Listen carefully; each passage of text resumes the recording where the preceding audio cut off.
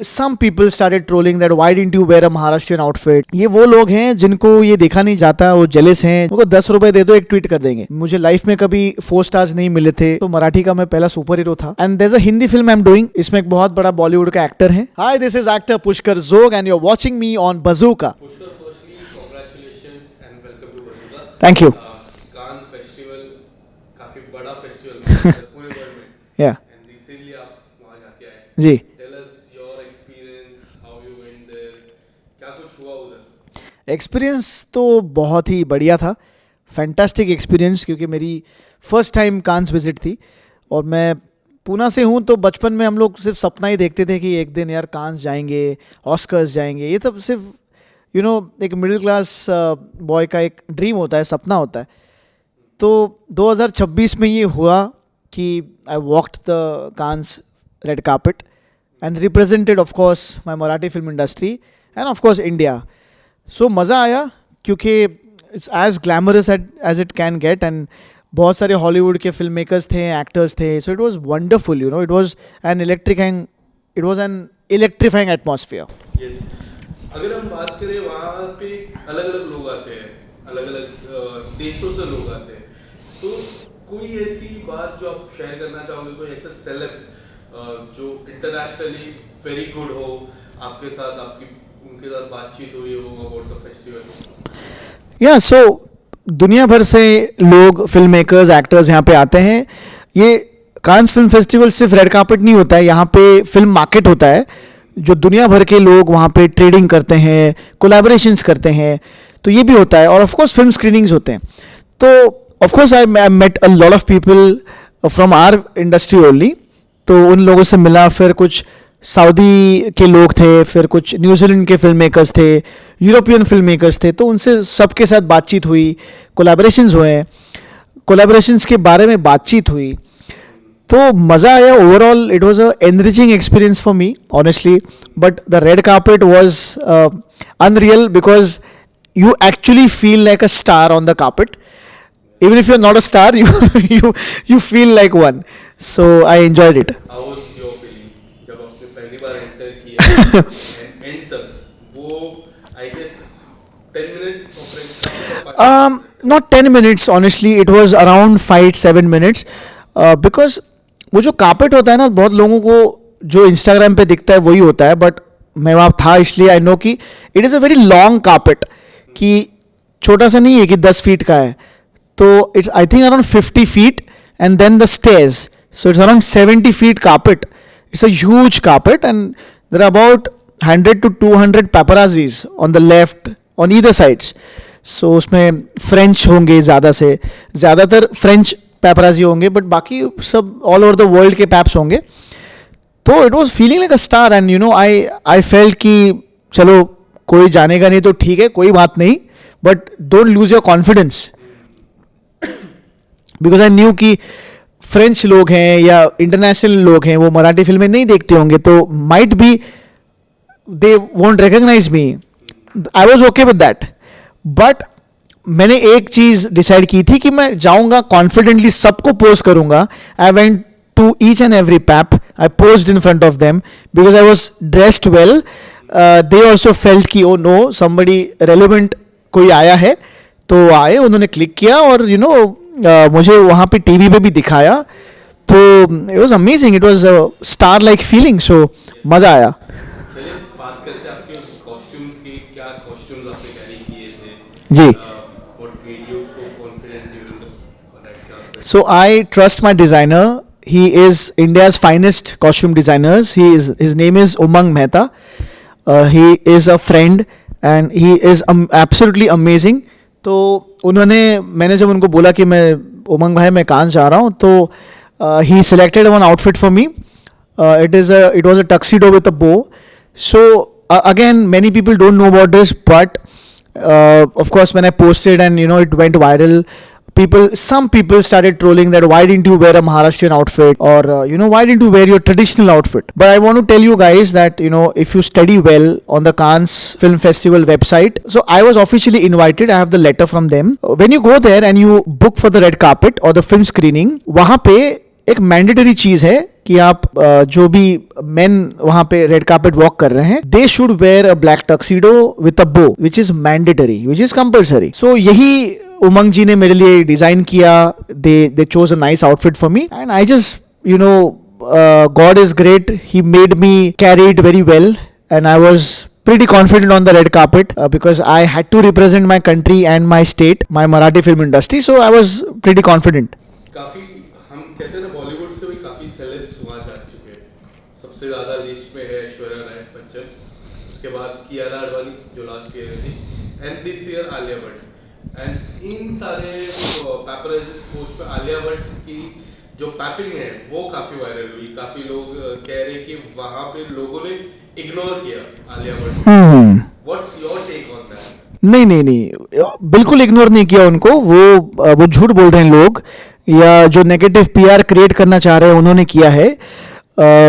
जब आलिया जी red carpet पे चली थी तकरीबन 2-2:30 बजे फ्रांस टाइमिंग के, तब उसके 2-3 घंटे पहले उन्होंने इंडियन पैवेलियन पे इनॉग्रेशन किया था. मैं भी वहां था, और मैं जब आलिया जी रेड कार्पेट चल रही थी मैं वहां था, तो मैंने देखा है वो. उनको किसी ने इग्नोर नहीं किया है. आपको ये समझना बहुत जरूरी है कि आलिया जी इंडिया की ही नहीं बट दुनिया की बहुत बड़ी स्टार हैं, बहुत अच्छे एक्टर हैं और इंडिया को रिप्रेजेंट कर रहे हैं. तो आप मुझे एक बात बताइए, it's a very common sense. अगर एक 70 फीट का रेड कार्पेट है, वहां पे 200 पैपराजीज हैं, फोटोग्राफर्स हैं, हर एक चंक में 10-10 फीट के ऊपर एक मार्किंग है जहां पे एक्टर को आके पोज करना है.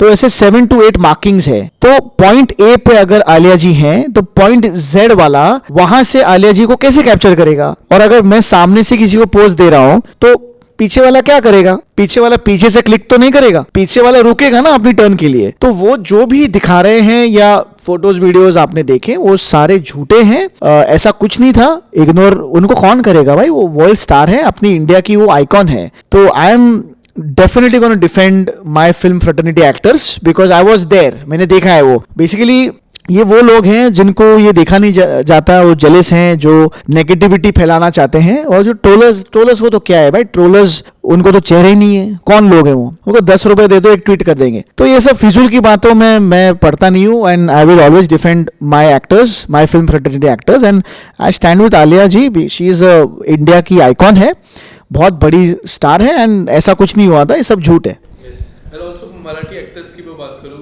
एक जिन्होंने पूरा मराठी आउटफिट पहना था, जो हिंदुस्तान में काफी वायरल हो रहा है, प्राजक्ता जी की बात. जी, प्राजक्ता. हाँ. उनकी फोटोज वीडियोस काफी वायरल हो रही है, काफी लोग पसंद कर रहे हैं, कह रहे हैं कि हमारे हिंदुस्तान का नाम, स्पेशली मराठी फ्रेटर्निटी का नाम काफी रोशन किया है. बिल्कुल. उनके बारे में क्या कहना है? नहीं, अच्छी बात है यार, बिल्कुल रोशन किया है. तो I am happy and proud for her as well. उनका रेड कार्पेट आई थिंक 16-17 को था दोपहर का, मेरा 13 तारीख को था. और not only Prajakta but even the legendary actor Ashok Saraf ji, वो भी रेड कार्पेट पे थे निवेदिता मैम के साथ. तो I was the most happiest. मैं इतना खुश हुआ कि if anybody deserves to walk on that red carpet from India, from Maharashtra, it was Ashok Saraf sir. He is a legend. He is a Padma Bhushan. Marathi नहीं, हिंदी फिल्मों में भी काम किया हुआ है. He is a legend and I'm so happy that I could see Ashok Saraf sir on the red carpet. मैं था, वो तो ठीक था, बट वो थे, वो ज़्यादा डिजर्विंग थे. और आई am happy for my Marathi film industry, Ashok sir and of course Prajakta. Very proud. इसके अलावा मैं बात करूँ, रिसेंटली आपकी मूवी आई थी ह्यूमन कुकिंग करके, जो लोगों से ट्रेलर जब आया तो काफी लोग सच में ऐसा भी कह रहे थे कि ये मूवी अंडररेटेड होगी, बट लोगों को काफी पसंद आने वाली. जी. जिससे फिर बाद में ऐसा भी था, पब्लिकली कहते हैं ना, पब्लिकली लोगों को पसंद आई जिन्होंने देखी है. हाँ. आपको क्या रिस्पॉन्स आया जब पीपल वेर जी. जी हाँ, जिन्होंने देखी उनको तो पसंद आई, बिकॉज बहुत ही अलग कंटेंट था.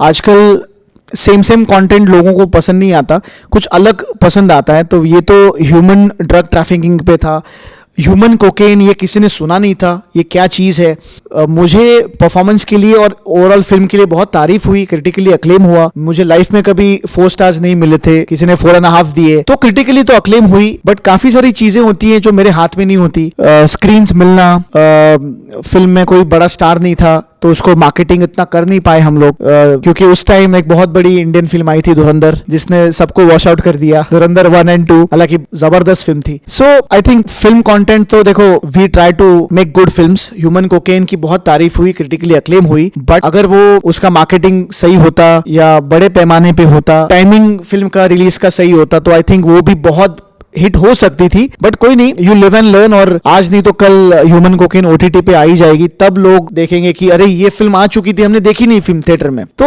देखो, I always trust on God's timing. अभी मुझे 3 महीने पहले पता नहीं था कि पुष्कर जोग तू कांस में रेड कार्पेट में वॉक करेगा। I didn't know this.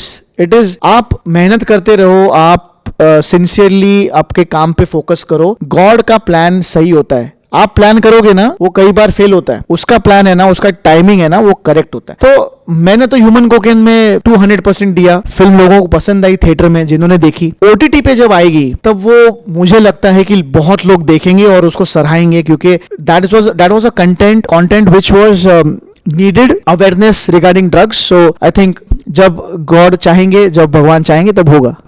एक आखिरी सवाल, आने वाले दिनों में क्या कुछ नया पाइपलाइन में है, क्या कुछ देखने मिलेगा आपको? जी, मैं एक मराठी फिल्म कर रहा हूँ जिसका नाम है जबरदस्त 2, जो मेरी पहली फिल्म का सीक्वल है। उस फिल्म में मैं सुपर हीरो था, तो मराठी का मैं पहला सुपर हीरो था। 2007 में ये फिल्म आई थी, तो ये 2026 में I am gonna start the film, I think may be in the next 1 or 2 months। And there is a Hindi film I am doing, the Hindi films name is Kabootar. उसमें बॉलीवुड का एक बहुत बड़ा, या it is even like Human Cocaine, again इसका topic भी बहुत अच्छा है, कंटेंट बहुत स्ट्रांग है। इसमें एक बहुत बड़ा बॉलीवुड का एक्टर है, which I am really excited to work with him. So जब वो अनाउंसमेंट होगी ऑफिशियली, ऑफ कोर्स आपको तो बताऊंगा मैं। तो अभी तो मैं इतना ही बोल सकता हूँ कि मैं कबूतर कर रहा हूँ, और वो एक्टर का नाम नहीं ले पा रहा हूँ अभी। बट बहुत बड़ा है, बहुत बड़ा बॉलीवुड का सीनियर, और काफ़ी सालों से इंडस्ट्री में है। तो I am very excited to work with him. When the film will start, of course I will let you know more about the film. ये 2 फिल्में हैं, और बस अच्छी कहानियां सुन रहा हूँ, कुछ अच्छा करना है, क्योंकि अभी धुरंधर के बाद सब फिल्म मेकिंग का टेक्निक और ये सब चेंज हो गया है, द ट्रीटमेंट एवरीथिंग। सो अभी बहुत सोच समझ के कहानियां चुन रहा हूँ, कि ऐसा ना हो जाए कि, क्योंकि एक गलत कदम और पब्लिक आपको राइट ऑफ कर देगा, ट्रोल कर देगा। ट्रोल तो वैसे भी करते हैं, अच्छा भी करो तो भी ट्रोल करते हैं, बट कहानियां अभी सेंसिबल चूज करनी है, जो लोगों को यहाँ पे हिट करे। तो वैसी कहानियां, सेंसिबल कहानियां चूज करनी है। Thank you so much for joining. Thank you, my pleasure. Thank you so much.